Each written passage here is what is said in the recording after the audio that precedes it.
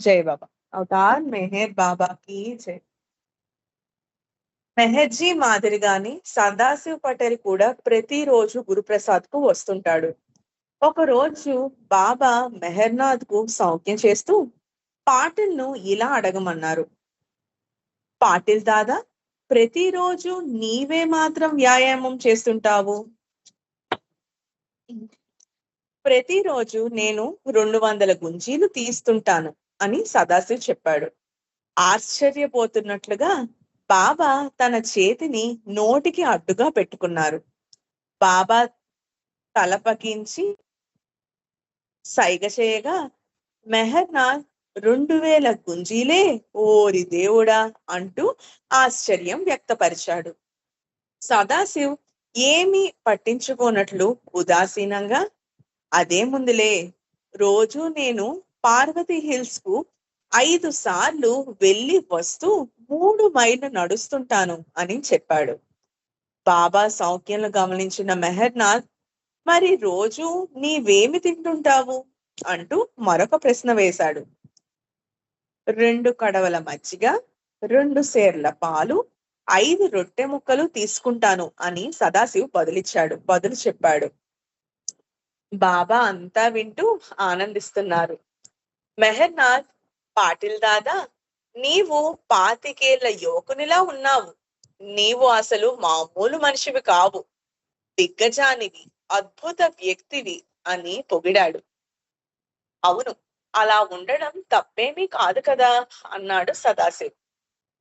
వర్షం ఎప్పుడు పడుతుందని ప్రతిరోజు బాబా షీలా చేత సదాశివ్ను అడిగించేవాడు.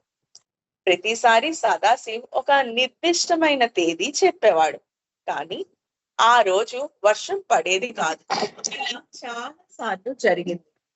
ఒక రోజున షీల సదాశివ్తో, మనల్ని మోసపుచ్చేది తానొక్కడినే అని బాబా అనుకుంటున్నారు, కానీ బాబాను కూడా మోసం చేయగల కలలో సదాశివ్ ఆరితేరిన వాడని ఇప్పుడు అర్థమైంది.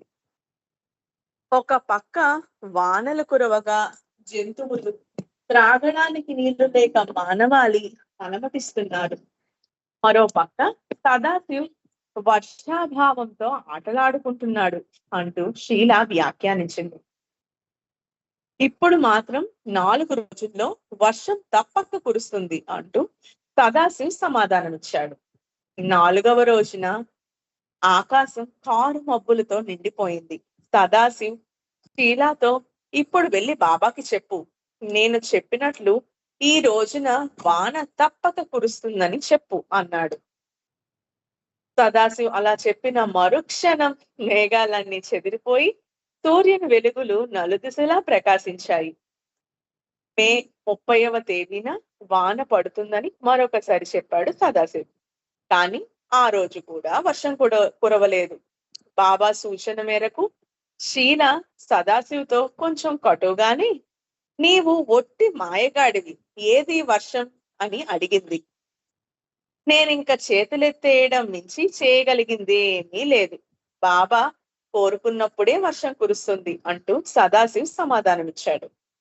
మరొకసారి మెహర్నాథ్ బాబా సూచన ప్రకారం సదాశివ్ను ఉద్దేశించి, పాటిల్ దాదా, నన్ను నీ వారసునిగా చేసుకో అని అడిగాడు.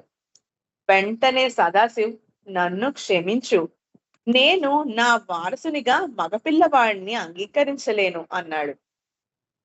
బాబా ప్రోత్సహించినట్లుగా షీల సదాశివ్తో, నేను ఆడపిల్లను కదా, నన్ను నీ వారసురాలుగా చేసుకో అని అంది. అలాగే, నిన్ను నేను దత్తత తీసుకుంటాను అని సదాశివ్ చెప్పాడు. నన్ను మీ ఇంటికి తీసుకువెళ్ళు అని షీల అడిగింది. లేదు లేదు, నేను అలా చెయ్యలేను అన్నాడు. బాబా చిరునవ్వు నవ్వి, పాటిల్, నీవు చాలా స్వార్థపరుడివి.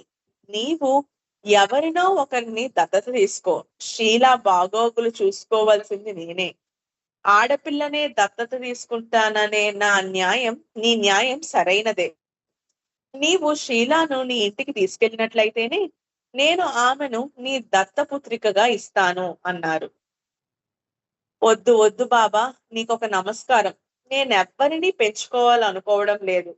ఆమె సంరక్షణ బాధ్యత నీదే అంటున్నావు కాబట్టి నేను ఆమెను దత్తత తీసుకుంటాను అని సదాశివ్ బదులు చెప్పాడు.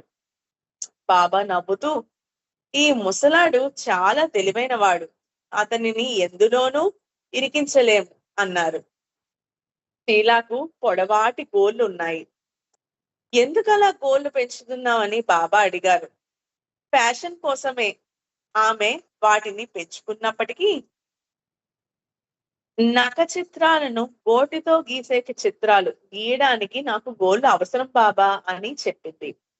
ఆ గోళ్లతో నీవు ఆడపులిలా ఉన్నావు. నన్ను నీవు ఆలింగనం చేసుకున్నప్పుడు నీ గోళ్లు నా చెక్కిళ్లకు గుచ్చుకోవచ్చును, కాబట్టి వాటిని తీసేయడం మంచిది అని బాబా వ్యాఖ్యానించారు. మరి వాటిని తీసేస్తే నేను నఖ చిత్రాలను ఎలా గీయగలను? విచారించకు, నీవు గీసే నఖ చిత్రాలు బాగానే వస్తాయి అని బాబా అన్నారు. ఇక విధేయత చూపడం తప్ప షీలాకు వేరే గత్యంతరం లేదు. బాబా ఆమెను హెచ్చరిస్తూ, ఇది నా ఆదేశం, ఇక ముందెన్నడూ గోళ్లను పొడుగ్గా పెరగనీయకు అన్నారు. గురుప్రసాద్ లో ఉన్నన్నాళ్ళు బాబా మండలితో సమావేశమైన ప్రతిసారి మెహర్నాథ్ ను తన పాదాల వద్ద కూర్చోమనేవారు. అతడు అలాగే చేసేవాడు. ఒకరోజు మరికొంతమంది పిల్లలు బాబాను చూడడానికి వచ్చారు. అప్పుడు మెహర్నాథ్ బాబాకు దూరంగా కూర్చున్నాడు. ఎందుకు దూరంగా వెళ్లి కూర్చున్నావు అని బాబా అడిగారు. ఇతరులకు కూడా మీ దగ్గర ఉండే అవకాశం కలుగుతుంది కదా అని మెహర్నాథ్ చెప్పాడు. ఇతరులను సంతోషపెట్టడం ముఖ్యమా, లేక నన్ను సంతోషపరచడం ముఖ్యమా? నాకు దగ్గరగా కూర్చోమని నీకు చెప్పాను కదా, మరి నీ సొంత తెలివిని ఎందుకు ఉపయోగిస్తున్నావు? ఈసారికి నిన్ను క్షమిస్తున్నాను, కానీ ఇంకెప్పుడు అలా చేయకు అన్నారు. ఒకసారి బాబా బావు కల్చూరి పిల్లలతో, ఈ రోజు డాక్టర్ దేశ్ముఖ్ రానున్నాడు. అతడు వచ్చినప్పుడు అతన్ని బయటకు నెట్టేయండి, అతన్ని లోపలకు రానియవద్దు, ఇది నా ఆజ్ఞ అన్నారు. దేశ్ముఖ్ వచ్చాడు. అక్కడున్న ఆ ఇద్దరు పిల్లలు దేశ్ముఖ్ లోపలికి రాకుండా అడ్డుపడే ప్రయత్నం చేశారు. నేను ఏమైనా మీ బాబాను నా భుజాలపై ఎత్తుకొని తీసుకుపోవడానికి వచ్చాను అనుకుంటున్నారా? నన్ను కూడా కాసేపు బాబా దగ్గర కూర్చోనివ్వండి అంటూ ఆ పిల్లలను దూరంగా నెట్టేశాడు. బాబా మాత్రం అతన్ని లోనికి రానివ్వద్దని సంజ్ఞ చేస్తున్నారు. షీలా అతన్ని చేయి పట్టుకునే ప్రయత్నం చేసింది, కానీ అతను తన చేతిని బలంగా లాక్కున్నాడు. అతన్ని లోనికి రానియవద్దని బాబా సంజ్ఞ చేస్తూనే ఉన్నారు. ఒక పక్క షీలా తన వాడి గోళ్లతో దేశ్ముఖ్ చేతిని రక్కేస్తుండగా, మరొక పక్క మెహర్నాథ్ మరొక చేతిని నోటితో కట్ చేశాడు. దేశ్ముఖ్ గట్టిగా అరిచాడు. ఇది బాబాకు మంచి వినోదాన్ని కలిగించింది. కానీ పిల్లలతో దేశ్ముఖ్ ప్రవర్తించిన తీరు తనకు చిరాకు కలిగించిందని సంజ్ఞ చేశాడు. ఎలాగూ దేశ్ముఖ్ లోనికి వచ్చేశాడు కనుక రానివ్వండి. అతన్ని లోనికి రానివ్వకూడదని అనుకున్నాను, కానీ వచ్చేశాడు, మనం ఇంకేం చేయగలం అన్నారు. దేశ్ముఖ్ తో కొద్దిసేపు మాట్లాడిన తర్వాత బాబా అతన్ని బయలుదేరమన్నారు. అతడు కదలకుండా అలాగే కూర్చొని ఉండడంతో బాబా మెహర్నాథ్ వైపు చూసి, పిన్ను తీసుకొని దేశ్ముఖ్ ను గుచ్చు, అతను బయటకు వెళ్ళేటట్లు చెయ్యు అని సంజ్ఞ చేశారు. మెహర్నాథ్ లేచి దేశ్ముఖ్ వైపు అడుగులు వేశాడు. అది చూసి దేశ్ముఖ్ బయటకు పారిపోయాడు. దేశ్ముఖ్ పూణేలో ఉన్నంత కాలం ప్రతిరోజు మళ్ళీ మళ్ళీ ఇదే పరిస్థితి వారం రోజుల పాటు కొనసాగింది. ఒకరోజు దేశ్ముఖ్ బాబాతో, నా భార్య ఇందుమతిని, నా కుమార్తె సంజీవని నీ దర్శనార్థం తీసుకురావచ్చునా అని అడిగాడు. బాబా విసుగు చెందినట్లుగా కనబడుతూ, ఈ పెద్ద మనిషిని చూడండి, ఇతనినే కలవడానికి నేను ఇష్టపడడం లేదనుకుంటే తన భార్య కూతుర్ని గురించి అడుగుతున్నాడు అన్నారు బాబా. మరొక రోజున దేశ్ముఖ్ ఒక పెట్టె నిండా లాకెట్లను అంటే బాబా రూపాన్ని కలిగిన లాకెట్లను తీసుకొచ్చాడు. వాటిని స్పృశించమని బాబాను కోరాడు. ఆ పెట్టెను స్పృశిస్తే సరిపోతుందని బాబా చెప్పినా వినకుండా పెట్టెలో ఉన్న 200కు పైగా ఉన్న లాకెట్లను ప్రతి ఒక్క లాకెట్ ని స్పృశించమని దేశ్ముఖ్ పట్టుబట్టాడు. నా వద్ద ఎక్కువ సమయం గడపవచ్చుననే ఉద్దేశంతోనే అతడు అలా అడుగుతున్నాడు అంటూ బాబా వ్యాఖ్యానించారు. విసుగు తెప్పించే ఈ పని చేయడం బాబాకు ఇష్టం లేకపోయినా దేశ్ముఖ్ కోరికను మన్నించి అతడు అడిగినట్లే బాబా అన్ని లాకెట్లను షీలాకు శస్త్రచికిత్స జరగబోయే రోజున ఆమె హాస్పిటల్ కు వెళ్లే ముందు బాబా షీలా, రమ, మెహర్నాథ్లను ఉదయం 6:30 గంటలకు తన గదికి పిలిపించారు. బాబా షీలాను ఆలింగనం చేసుకొని, భయంగా ఉందా? ఒకవేళ నీవు ఈ ఆపరేషన్ లో మరణించావనుకో, అప్పుడు నీవు నా వద్దకు శాశ్వతంగా వచ్చేస్తావు.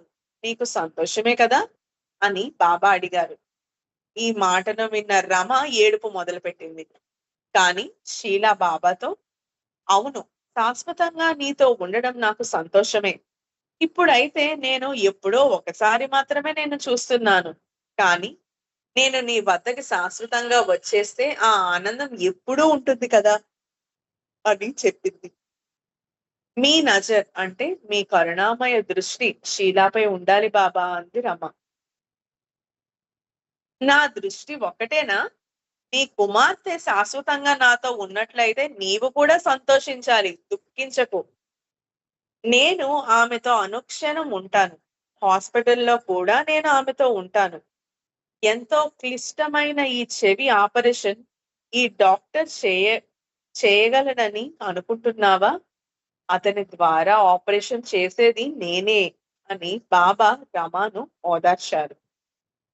ఆ తరువాత సూర్యోదయం సమయంలో మెహరా బాబా శిరోజాల్ని దువ్వుతుండగా బాబా మరొకసారి రమా పిల్లల్ని తన బెడ్రూమ్ లోనికి పిలిపించారు. మెహరా బాబా లాకెట్లను పిల్లలిద్దరికీ చెరొకటి ఇవ్వడానికి బాబాకు అందించింది. షీలాకు ఇవ్వవలసిన లాకెట్ ను బాబా తన చేతిలో తీసుకొని ఆమె బ్లౌజ్ కి తానే పిన్ చేసి, నీ ఆపరేషన్ సమయంలో కూడా ఈ లాకెట్ తీసివేయవద్దు. నేను అక్కడ నీతోనే ఉంటాను. కానీ నీవు ఈ లాకెట్ తీసేస్తే నేను అక్కడికి రాను. ఈ లాకెట్ లోని రూపం గురించి ఎవ్వరికి చెప్పకు. ఒకవేళ డాక్టర్ అడిగినా సరే చెప్పకు. ఈ లాకెట్ నిన్ను రక్షిస్తూ నీకు ఎటువంటి హాని జరగకుండా చూస్తుంది. ఒకవేళ ఎల్లవేళలా దీనిని నీతో ఉంచుకో, నీ ఆరోగ్యం బాగా ఉంటుంది అని చెప్పారు బాబా. హాస్పిటల్లో నర్సులు షీలాను బ్లౌజ్ తీసేయమని చెప్పారు. కానీ ఆపరేషన్ సమయంలో తాను లాకెట్ ఉంచుకోవాల్సిందేనని షీలా పట్టుబడింది. ఈ విషయంలో చాలా వాదన జరిగింది. చివరికి ఆసుపత్రి సిబ్బంది షీలా మాట వినక తప్పలేదు. హాస్పిటల్లో షీలా వద్ద నానా ఖేర్, మెహర్జీ ఉన్నారు. సుదీర్ఘమైన ఆపరేషన్ సమయంలో షీలా పరిస్థితి గురించి ఎప్పటికప్పుడు సమాచారాన్ని ఫోన్లో తెలుసుకోమని బాబా బావుని ఆదేశించారు. శస్త్రచికిత్స విజయవంతంగా జరిగింది. కోలుకునే నిమిత్తం షీలా మళ్ళీ గురుప్రసాద్ కు వచ్చింది. బాలుర పాఠశాల సెలవులు ముగియడంతో రమ, మెహర్నాథ్లను బాబా మళ్ళీ అహ్మద్ నగర్ కు పంపించేశారు. ఆపరేషన్ తర్వాత షీలాకు ప్రతిరోజు డ్రెస్సింగ్ చేయించుకోవడానికి డాక్టర్ దగ్గరకు తీసుకువెళ్ళాలి కనుక ఆమెను గురుప్రసాద్ లోనే ఉంచారు. షీలా తల్లి రమ గురుప్రసాద్ లో ఉన్నప్పుడు వారిద్దరూ స్త్రీ మండలితో కలిసి భోజనం చేసేవారు. కానీ ఇప్పుడు షీలాను పురుష మండలి వారితో కలిసి భోజనం చేయమని బాబా ఆమెకు సూచించారు. శస్త్రచికిత్స జరిగిన కారణంగా షీలా గట్టిగా ఉండే ఆహార పదార్థాలను నమలలేకపోయేది. ఒకరోజు పురుష మండలి కోసం తయారైన ఆహారంలో అలాంటి పదార్థాలు ఉన్నాయి. బాబా షీలాను స్త్రీ మండలి ఉండే వైపుకు పిలవమని గోహేర్ ను పంపించారు. షీలా వచ్చిన తర్వాత బాబా తన కోసం వండిన అన్నం, పప్పు తినడానికి ఇచ్చారు.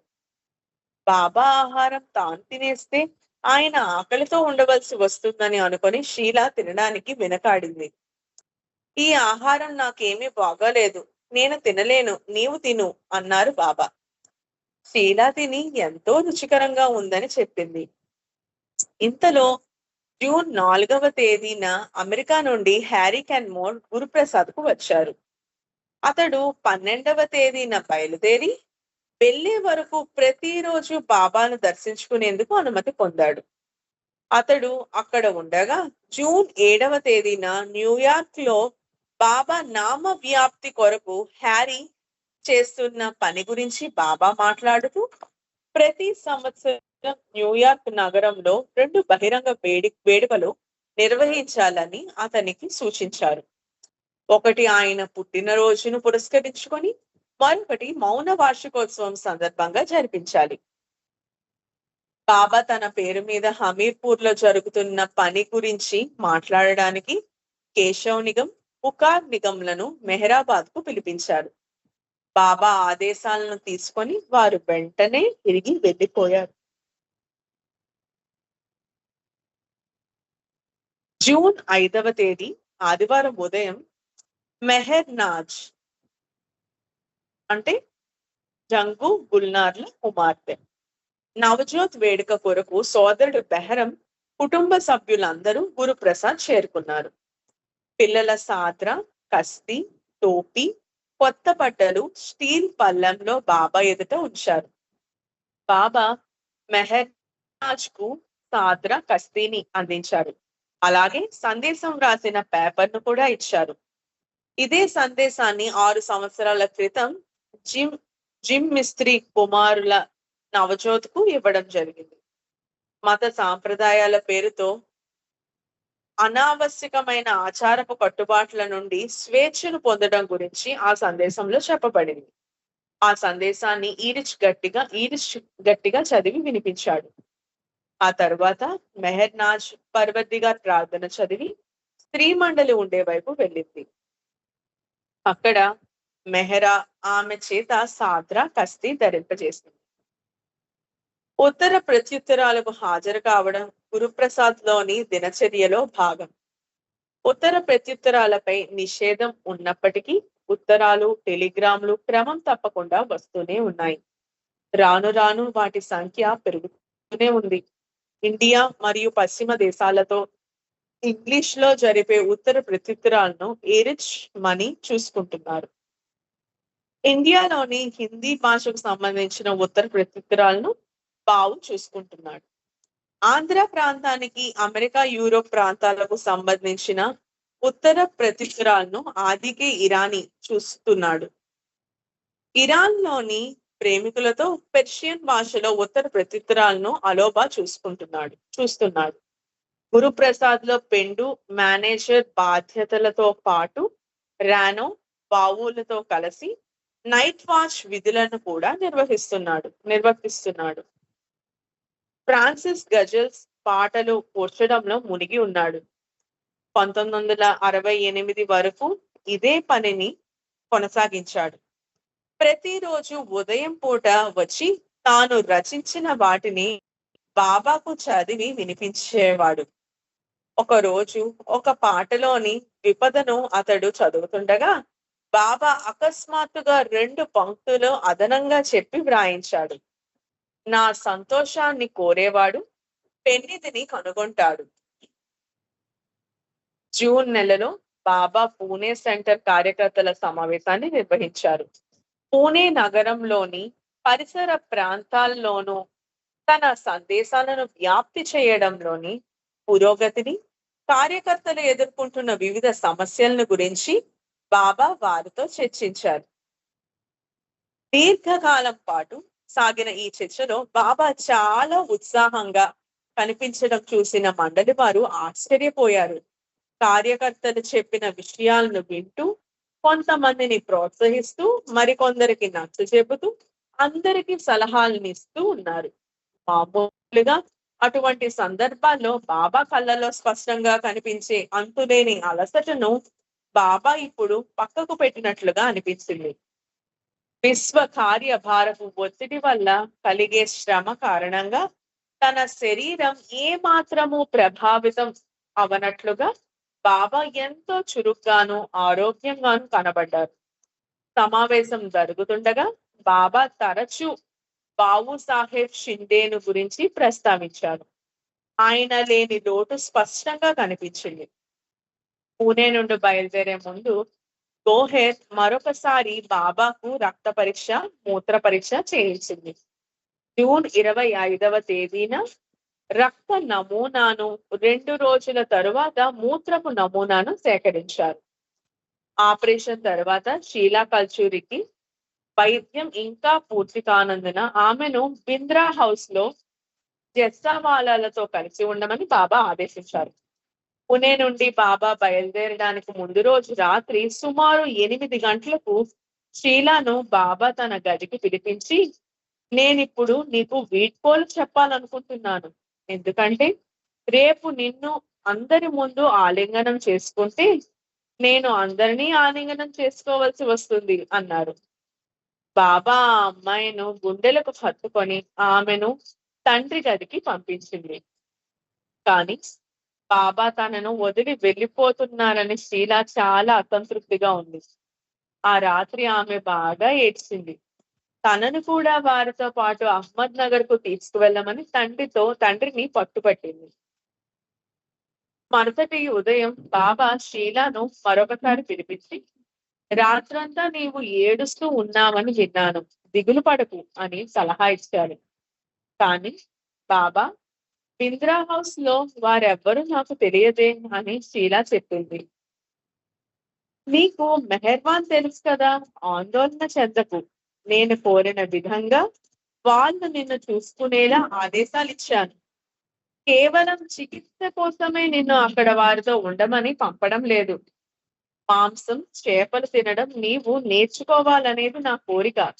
ఇది నేను నీకిచ్చే ఆదేశం. మాంసాహారం తీసుకోవడం మొదలుపెట్టు. నీ ఆరోగ్యం మెరుగవుతుంది. నీవు అహ్మద్ నగర్ కు వచ్చిన వెంటనే నన్ను చూసేందుకు నిన్ను మెహరాబాద్ కు పిలిపిస్తాను అన్నారు బాబా. షీలా బింద్రా హౌస్ లో జూలై 9వ తేదీ వరకు ఉంది. ఒక రోజున బాబా గురుప్రసాద్ వదిలి వెళ్ళాక గురుప్రసాద్ కేర్ టేకర్ ఎస్డి మెహత్ కయామిస్ జాతి పిల్లి పెగు గురుప్రసాద్ ప్రాంగణానికి ఎదురుగా ఉన్న రోడ్డు దాటుతుండగా కారు ఢీకొని చనిపోయిందనే వార్త తీసుకొచ్చాడు. పెగు లేని లోటు తెలిసింది. ఎందుకంటే ఆ పిల్లి బాబాకు సంతోషాన్ని కలిగించేలా ఆడుకుంటూ అందరికీ వినోదాన్ని ఇచ్చేది. 1966 జూలై 1వ తేదీన బాబా స్త్రీ మండలి, పురుష మండలి సభ్యులను వెంట పెట్టుకొని పూణే నుండి మెహరాజాద్ కు బయలుదేరారు. అక్కడ కూడా ఆయన కఠిన ఏకాంతవాసం తీవ్ర స్థాయిలో కొనసాగింది. మెహరాజాద్ కు బయలుదేరే రోజున బాబా సోదరు జాద్, పెహరం కుటుంబాలు, జెస్సావాలా కుటుంబం మరియు మెహర్జీ బాబాకు వీడ్కోలు చెప్పడానికి గురుప్రసాద్ కు వచ్చారు. గురుప్రసాద్ లో ఉన్న 3 నెలల్లోనూ బాబా ఆ ప్రాంగణం దాటి బయటకు వెళ్ళలేదు. మెహరాజాద్ చేరుకున్న తరువాత కూడా ప్రధాన బంగళాకు, మండలి హాలకు తప్ప మరెక్కడికి వెళ్ళలేదు.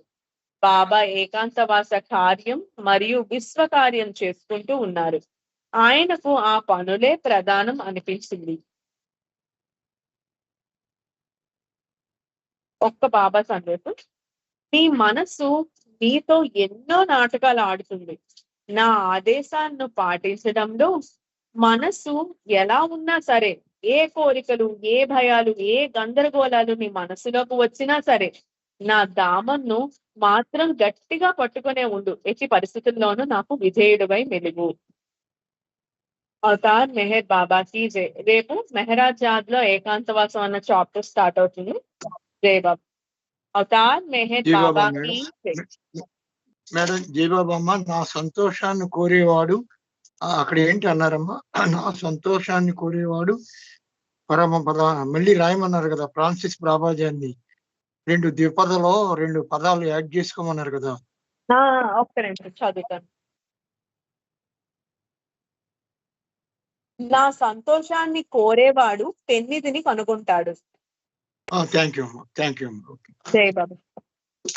బాబా, చక్కటి మీరు చక్కటి బాబా ఏమి రామ కదా శబరి శబరి ఏది మరి ఒకసారి అన్నట్టుగా ఎన్నిసార్లు విన్న బాబా చరిత్ర మనకి హ్యాపీగా ఉంటుంది.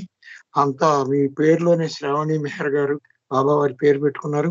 అంత శ్రావ్యంగా చక్కగా చదివారమ్మా. మీరు అక్కడ పాయింట్ ఏమిటంటే చూసారా, బాబా రాస్తున్న కవిని ఇది యాడ్ చేసుకోమని స్వయంగా నా బాబాని సంతోషపెట్టమన్నారు. నా సంతోషాన్ని కోరేవాడు పెన్నిధిని పొందుతాడని చక్కటి వాక్యాన్ని ఇచ్చారు. మీకు చక్కగా చదివారమ్మా, మీకు ధన్యవాదాలు. ఇంకా సమయం అయింది.